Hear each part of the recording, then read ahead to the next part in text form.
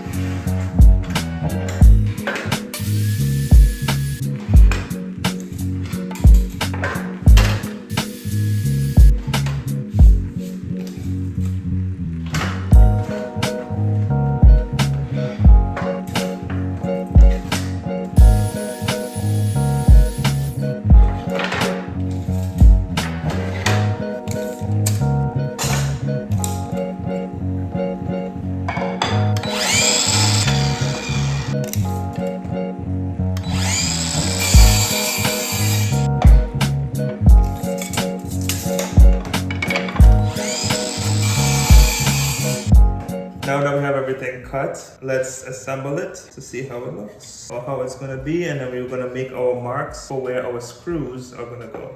So this is how it's gonna look, and then this part is gonna go in like this. Okay, so let's make some marks. I'm gonna put my screws in for this to attach to this one from this side. So I'm just gonna measure up for from the bottom to the top of where this line is on this side, and I'm gonna come down 3/4 inch, probably make another line as a guide, and that middle area is gonna be where I hit this board to get my screws in. Okay, so the other one, this one to attach to the bottom one, I'm gonna make a line. Perfect. So now I'm gonna make a measurement from here, 3/4 inch over, which is the thickness of this. And in between will be where I can drill my screws in to the top to hit this. This one should be able to eye this one. It just goes right in. You can see on the top right here where you can drill in.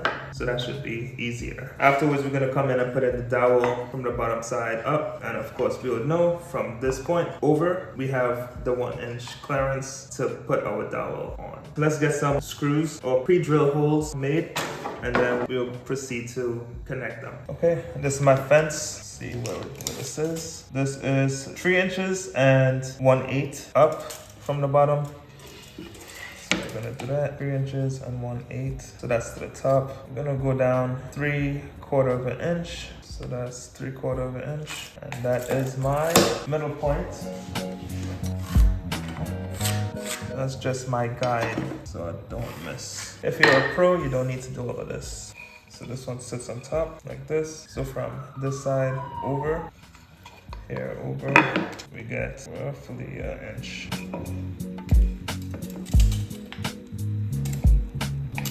Go over 3/4 from there.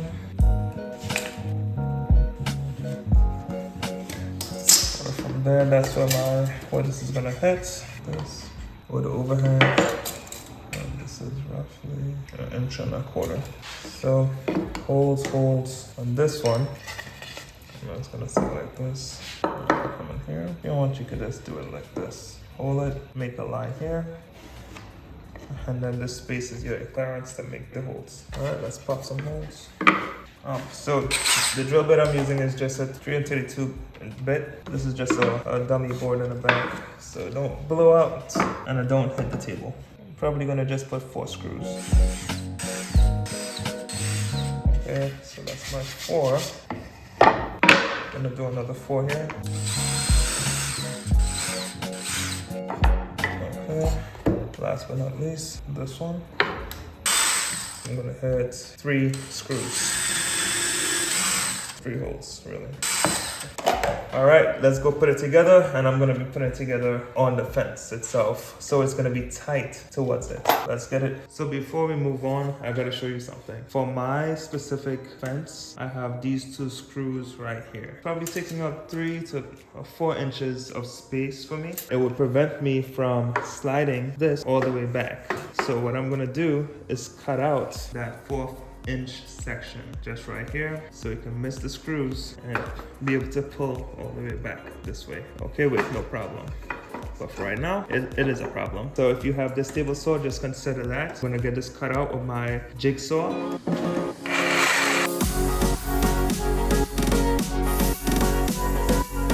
Okay guys, now we're ready to put it together. We'll be using some glue, and we'll be using some 8 and 1.25 inch screws. I'll have it in the description below. It's trim head screws. These screws go straight into the panel, so it won't protrude out, which is what I love about it. You don't have to do countersink holes for this. Let's put it together.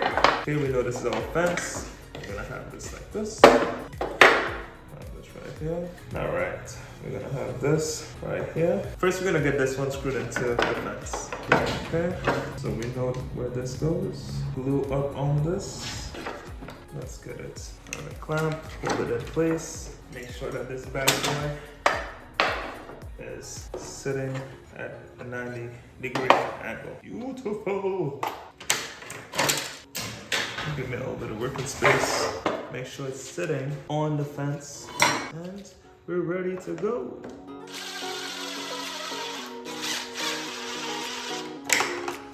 Okay. Now, I'm just gonna add 1 more screw on this side. Perfect. So now to get this one in.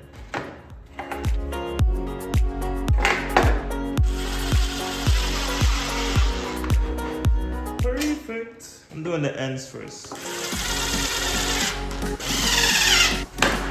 Okay.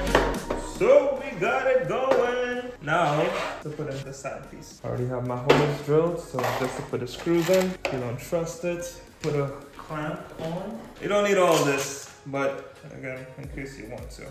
I don't want the screw to shift this when I put the screw in, so that's why I'm doing it like this.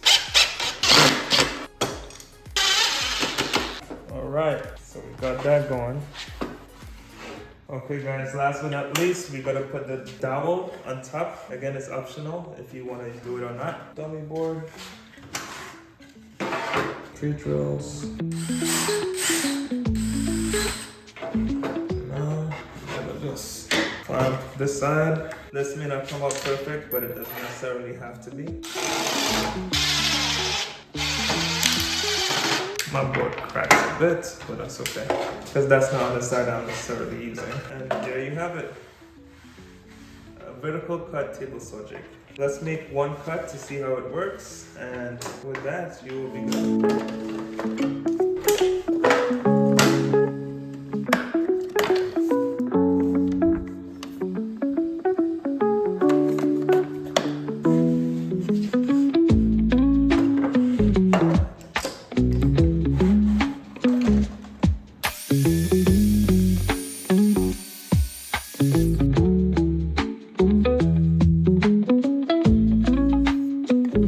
That is how you make a vertical cut jig for your table saw. I hope you guys enjoyed this video.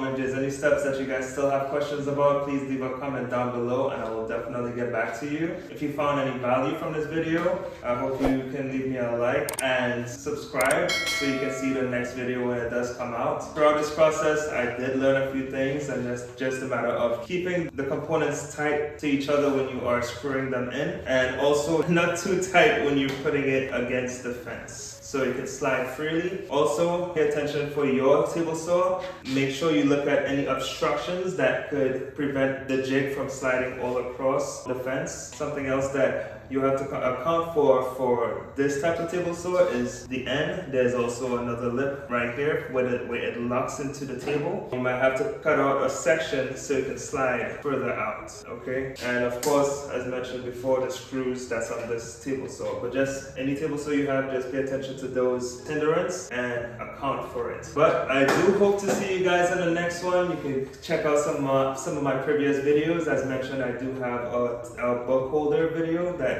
inspired this jig. Well, I learned it from a video that I watched on YouTube, but I did need it to accomplish that project, to finish that project.